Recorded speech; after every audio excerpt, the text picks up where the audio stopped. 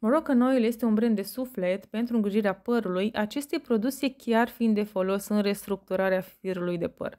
Produsele clar sunt poziționate în zona premium sau luxury, însă merită pe deplin acest răsfăț cu produsele de la Moroccan Oil.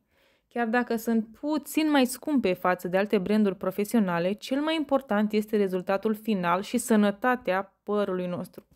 Pot să spun că de multe ori rămâneam efectiv surprinsă de câți bani cheltuiam pe produse mai ieftine doar ca să le testez, lucru în care cu siguranță vă regăsiți, dar în final am ajuns la concluzia că este mult mai ok să investești în produse profesionale, premium, cu ingrediente safe, precum cele de la Moroccan Oil.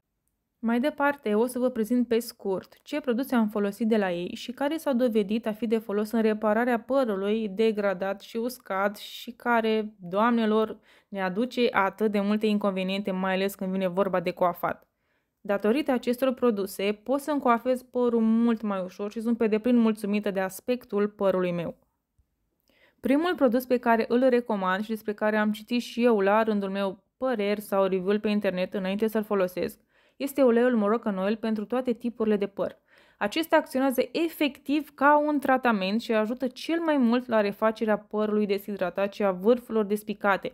Conține ulei de argan, extract din semințe de in și mai are și o aromă superbă orientală. Din acest motiv vă asigur că este de nelipsit din kitul meu.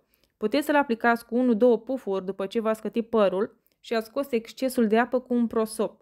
Eu, de exemplu, încep de la mijloc spre vârfurile firului de păr. Se poate aplica și după ce uscați părul cu un fion, ajutând mai mult la problema vârfurilor despicate.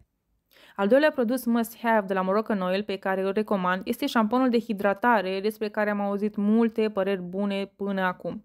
Acest șampon conferă hidratarea de care ai nevoie și poate fi folosit atât pe părul normal cât și pe părul vopsit.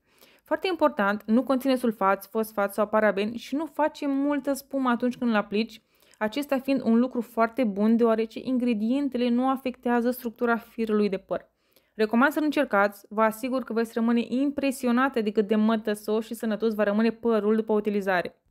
Un alt produs pe care îl puteți încerca este balsamul Moroccan Oil cu ulei de argan. Este completarea perfectă pentru uleiul pe care l-am menționat anterior. Îl puteți folosi constant, mai ales când părul devine foarte uscat și este greu de coafat.